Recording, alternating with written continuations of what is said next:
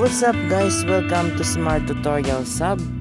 And for today's tutorial ay tuturuan ko kayo kung paano mag-reset ng nalimutang end-to-end encrypted PIN sa FB Lite. Pero bago magsimula lahat, please like, share, and subscribe.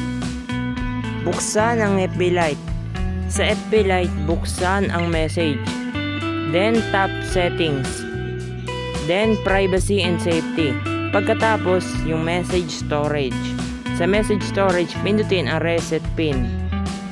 Sa paggawa ng PIN, i-make sure niya na matatandaan ng password ninyo tapos hindi mahuhulaan ng iba.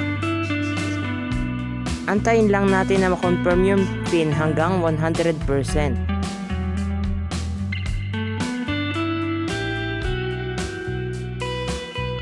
Madali lang to. So ayan, na-create na ang PIN. Kung nakatulong ang tutorial na ito, please like, share, and subscribe.